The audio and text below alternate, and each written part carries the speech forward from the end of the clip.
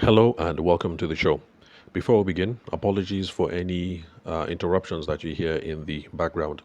Today we are still on uh, the curated people who make curated hampers and who are in the corporate or individual gift giving space. In fact, I think today will be the final episode because we've come up with a number of ideas about how you can differentiate your business if you're in this space. And of course, by extension, those of us who are involved in other businesses, whether we sell eyeglasses or we sell chickens or turkeys, or whether you're a carpenter or an architect, we've come up with a number of ideas about how you can set your business apart from the competition. That's apart from price, because when you're in an industry that has a challenge of being commoditized, the major thing that people are going to use to tell you apart is going to be price. So you seem to be cheaper than the next Joe or the next Jane. So we're trying to look for ways to escape that price trap, and that has been the focus of the ideas that we have discussed so far. Now, the reason why I'm going to bring this current conversation to a close today is because when I came up with the challenge of trying to look at people in the hamper, in the created hamper and the gift giving space, whether corporate or individuals, I was trying to see how we could use sales and business development principles to solve a whole host of problems. And I'm sure you've noticed that we've done I haven't looked at the list, but if I was to guess, I'm sure we've probably done about 7 or maybe 10 podcast episodes on how we can differentiate the business alone. And that's not to talk about all the other business problems that they would have. And of course, this is a podcast about sales in general and not just about people in the corporate or in the individual space for creating curated hampers. So, apart from that, the regular questions that I get, whether from running into you guys face to face or people sending me messages on Instagram or people interacting with content, which throws up more issues, that list of questions keep growing. And if I'm going to remain seated on this narrative, then we're not going to get much work done when it comes to the other questions. So today is going to be the final episode, and we're going to look at how we can use community building for business differentiation. Oh, by the way, let me clarify. When I say today is going to be the final episode, I don't mean today the podcast is ending. I just mean that today I'm going to bring it to a close on using people in the curated hamper space, whether they create hampers for corporations or whether they create hampers for individuals for gift giving. So that's what I mean. Today, this case study comes to a close. So, the final thing that we're going to look at, like I mentioned, is community building for business differentiation. Now, first off, let us define community building. And of course, I like the more general definitions because they're easy to remember and to implement. So, in my opinion, I'd say community building is just creating space where your target audiences can interact with each other and also with yourself or your business or your brand. So, it's just creating a space.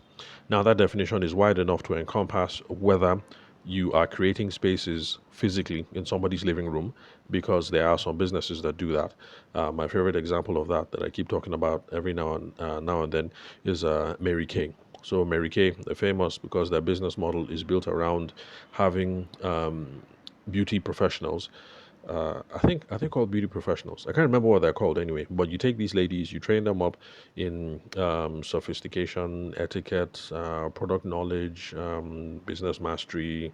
You train them up in everything, and then you have them going from people's house to house or people's office to office, hosting these parties where people sit down and get to experience the makeup firsthand. They get to see the eyeliner, the face this, the lip that, the blush this, the whatever. So they've been able to build a multi-billion-dollar industry off of this kind of sales activity for several decades. I can't remember, but my okay, well, I shouldn't hazard a guess. No, maybe I should. I think it's from about 60s up until now, but this has been going on and on and on for a very long time. So, yeah, so community building, the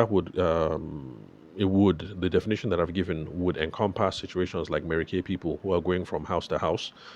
Um, if you're a married man and you wake up one day and your wife has strangers over and a Mary Kay professional, don't get angry. I mean, for you, it seems like a nuisance, but for them, it's nice, me time. They get to sit down, talk about self-pampering, self-care, stuff like that. Yeah, so that encompasses definitions like that, where people are showing up physically, face to face in a space, or where people are doing things online. Because nowadays, the idea of community building has left the whole thing of we're meeting up in church, or meeting up in a house, or meeting up at the bazaar or at the market. And people are now meeting up in Facebook groups, what else? WhatsApp groups, email newsletters, what else? Well, I can't think of anything. But my guess is maybe when what's that one? Not augmented reality. There's the other one, virtual reality. Yeah, maybe when this whole virtual reality thing pops off, takes off for regular users like you or me, that might be another avenue where people are meeting virtually to in communities. So that's what community building is from a business point of view. So you're creating a space, whether it's physically or online or offline, and you're trying to get your target audiences to interact with each other and also to interact with your brand. The reason why I should be doing that is because it creates an emotional connection. It also creates brand advocates because when people get together, I mean, that's how these Mary Kay brand advocates are born anyway.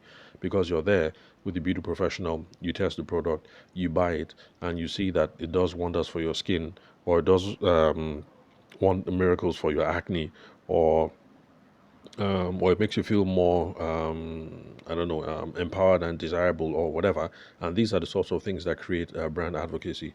So that's the reason why when you run into that family member who becomes enamored with Forever Living or something. I mean, that's exactly how it's done.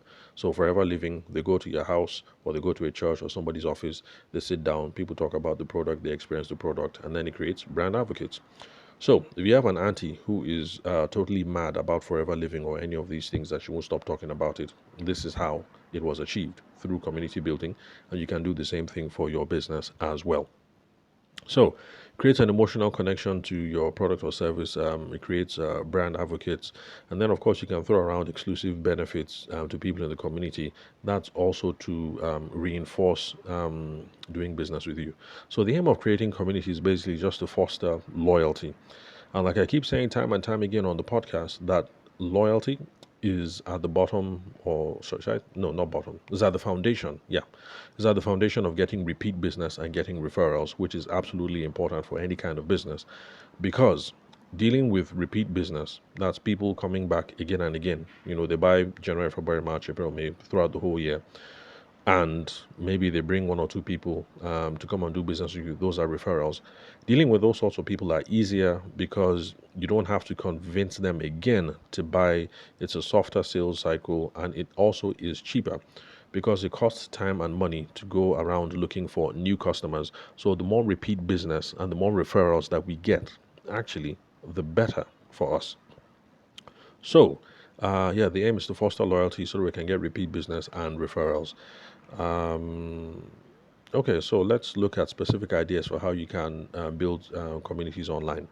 Now, I'm going to give a caveat, the sort of caveat that I normally would, which is that I'm not a community building specialist, whether online or offline. My specialty is sales, especially personal selling, which is situations where you're having one on one or one to one communications with individuals, whether it's physically or whether it's online, SMS, whatever. So that's my specialty. So I'm just tossing out some ideas that I think we can come up with using common sense. So, for we can come up with private online communities where people get exclusive product reviews or early bird discounts. So maybe you have a newsletter community or a WhatsApp community or a Facebook community. People get to see what's coming down the pike. So in this case, we're in Lent right now. Easter is going to be the next big thing, and then Muslims are going to begin their Ramadan fast also. So people who are a member of your newsletter or your WhatsApp group or your Facebook group, they're the ones who will get to see, okay, Ramadan hamper coming out now. It's going to consist of this, and that, or the Easter hamper, blah blah blah. Customize here, get discounts here. Those sorts of things. So we can come up with private online communities. Yeah, the more creative, the better. There are lots of people who are using WhatsApp business tools to good effect. Now, having a private online community assumes that you must have gotten people's email addresses or phone numbers, or you have some way of keeping in touch with them, because that's how you get them into these communities in the first place. And so that's one reason why I keep harping on, for people who just focus on the sale, as in you just collect the money, you say thank you, and you let the customer walk out. That shouldn't be the case. We should always look for ways to keep in touch with people. So I'm cool with WhatsApp and SMS, but the more the better. So if you have WhatsApp, you have SMS, you have email. For people who are in America and Western Europe, you have their physical address, so you can send things to them. The more options you have, the better. So for those of us who schooled in the UK, for instance, if that store, what's it called? Not Next. There's one that is a big grocery store. They have groceries, they have clothes, they do photographs, they do Asda. No, not Asda. Hmm. I've forgotten anyway, but for those of you who schooled in the UK, you get the gist. So you pay, they collect everything, they collect your phone number, collect your email address, they collect your physical address, and then when it's Christmas, the that book, what's it called, catalog? Yeah, the catalog shows up at your doorstep. Christmas sales, 50% of this, introducing this 20% slash on that. So you get the whole point. So the more sources of information or keeping in touch that we can get, the better. So that's private online communities. And remember, I said let's think freely. So WhatsApp, Facebook, newsletter, whatever you can get your hand on. If you're in a space where virtual reality is popping off, then yeah. Is it Next Life? Next Life or New Life? I think there's some website like that. So yeah, for those of you who are more savvy about these things, take advantage of them. Then let's see, community building, community building. Okay, customer appreciation programs. Um, hmm, what did I say about? What was I thinking about customer appreciation programs? I've lost my train of thought. Okay, customer appreciation programs. Okay, well, I noted here that you can share stories within the community. Let's see, what else? Okay, loyalty reward programs. These are things where you're trying to reward people who have been with you for the longest. People in the airline space, they do this a lot. So, you've been a customer, you've flown the airline for 5 years, and you've flown with them 200 times. So they give you these loyalty points, free flights to this, or, okay, no, they don't give free flights. More like loyalty points so that you can buy meat pie and coke in this lounge or something like that. Yeah, that's more like it, especially Nigerian Airlines. Very stingy. Don't give you anything substantial. Um, so let's see what else. Okay, so loyalty reward programs. Okay, yeah, user generated content. Yes, you can also try and use user generated content to build communities. This particular tip or tactic is going to work if you're using WhatsApp. Let's see what else. Instagram. Okay, Instagram is a good community building platform. Facebook. So these sorts of things. So user generated content. That's where you get people to post video reactions. When they receive their hampers or when they send their hampers, or customer photos when people receive their hampers. Because some people seem to do this habitually anyway. Like my wife, when um, her not her classmates, her colleagues, yes, when her colleagues sent her the hamper, of course she was taking photos and sending it to them. Oh, like, thank you, I love this, I love that. So there are ways that in community you encourage people to share those kinds of things. It creates authenticity, and it also creates social proof. So people in the community can see that, wow, okay, this girl received this and this and this. It's not a scam, it's real. Oh, she received this and this and this for the naira value of blah blah blah blah blah. Oh, it's worth it. Perhaps I should invest more, I should spend more, or talk to people more.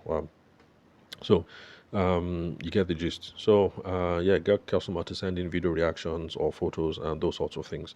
Then you can also do community-driven contests and giveaways. That's after you have already created your community, whether it's through your newsletter or WhatsApp or whatever, or your newsletter community. So it's giveaways. Giveaways are, what will I say? Giveaways. That's like, should I say prizes? Prizes and special stuff basically that you give to people.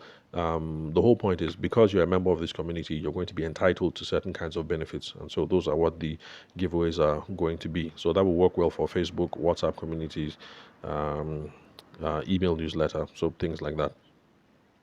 So the summary: community building It's a very good way of setting yourself apart from the competition, because if people are locked into your community, then by definition, they are not looking elsewhere. And that's something that folks in the airline industry figured out a very long time ago.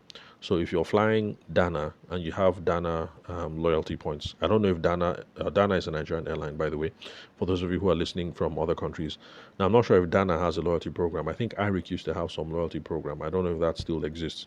So if you're locked into Dana loyalty programs and you have already achieved, 500 kilometers or 500 miles or something, and that entitles you to be upgraded to first class once you reach 800 miles or 800 kilometers or however it is that you measure it, then there's the incentive there for the person to keep flying so that they can get that chance to be upgraded to first class or upgraded to sitting at the VIP lounge or something like that. So when people are tied into your community, then by definition, they're not paying attention to your competition's community. So that's the whole scope when it comes to business differentiation and how you use it to set yourself apart from the crowd. Now, there are other benefits of community building that I like to push, especially from a sales and business development perspective, and that is this. When you do community building right, you're having all these people, or your target audience, all of them are just blending and gelling together, and they're also interacting with you. You're going to get a lot of insight and a lot of feedback because there's going to be lots of conversations back and forth that you're going to get good ideas to expand the product or to refine your product or things like that because you're getting authentic, real time interactions going on. So, people might be there chatting in the group like, oh, this was good. I wish they did more of that. If you're monitoring the community every day, you make a note. Okay, maybe people want more of this. You now start sending them private messages. You can now send them private messages. Sorry about that. The call was coming through, so I guess I better wrap this up quickly. So you can send them private messages, to test out that, okay, I noticed you said this. Would you actually prefer more of that? What do you find more valuable? This, or that. So it gets you to refine your product offering so that when you're sending out stuff, you're indeed sending out things that are much more valuable. And these are ways of creating products that you know are going to resonate in the market. And that's because your community has already helped you to pre-test these ideas. So it helps you to refine your product offering. It also helps you to refine your USP. Nigerians, say our unique selling point. So you get a sense of you now know why people enjoy doing business with you. So maybe you find out that your community with you because your hampers are more value for money. Maybe you stock your hampers with beans and gari and honey and whatever, and so people buy your hampers because, well, it's more value for money. And maybe you find out that people buy your hampers because your stuff is really luxuriant. Maybe it's wonderful scented candles and body massage sessions, body oils, stuff like that. So the way people talk about it in the group, you're going to figure out pretty much like, okay, oh, this is my value proposition. This is what I need to key into. So I provide value. Okay, I need to provide more value. Maybe I should add, I don't know, kilishi or fried meat or whatever to my hampers. Or if it's a matter of luxuriance, then you might now think, okay, maybe we should add something else to the hamper. Maybe one night stay at the Hilton or something. So you get the whole point. You're refining your unique selling point. It also helps you to refine your ideal customer profile. Your ideal customer profile, those are the people that you should be running after to try and do more business with. Now, as people are chatting back in the community, people are opting into the community and falling out of the community, you're going to get a sense of, oh, okay, from the community. It's people of a certain age, of a certain religion, of a certain class, of a certain occupation, of certain interests. You're going to figure out the demographics and the psychographics of the people who make up most of your community. And then it gives you a clear sense of who you should be targeting with your advertising and with your marketing. Then you're going to be able to tell your sales boys and sales girls that, look, we're going out, we're doing marketing drive, and I want you to only talk to these kinds of people. Women between the ages of this and this, men between the ages of this and this, who look like this, who walk like this, who are interested in this. This is our ICP. These are the people that we do the best business with. Don't waste time talking to other people. You're going to find out that you have really productive sales conversations that way. Also, when it comes to your Facebook advertising, your Instagram advertising, Google advertising, whatever, you're going to be able to target it. If looking at the community, you can tell that the people who buy your hampers are women between a certain age, men between a certain age who live in this part of the city and who are interested in this and this and this, and who are members of this club or this whatever, you're going to be able to make your advertisements really targeted for the best results. So, bottom line, community building. Sorry, excuse me. Bottom line, community building is good for business differentiation for a number of reasons. It also is going to make your sales and marketing efforts a whole lot easier, and these are avenues where building a strong brand identity doesn't hurt. But as you can see, that if you have some firm sales and business development frameworks behind, you can make the most of whatever business strategy that you are working with. And like I said, I'm not a community building specialist. I just try to come up with some common sense ideas, things that I've already seen. If you're interested in these sorts of things, then please look for a specialist accordingly that does these sorts of things, community building. So thank you very much, guys, for your time and attention. Remember to connect with me on WhatsApp. I'd love to hear from you guys. The number is 080-6466-2140. The country code is +234. And then connect with me on WhatsApp as well. My name is Tavishima Ayede. I'm the host of the show, and you can confirm the spelling of my name and my email address from the link where you're currently listening to this episode. So thanks for your time and attention. I'll catch you guys at the next recording, where we're going to ditch people who are in the curated hamper space and in the gift giving space, and then we'll move on to the regular questions that we compiled, the traditional set of questions that we're rolling over and over again. So thanks for your time and attention. I'll catch you guys at the next episode.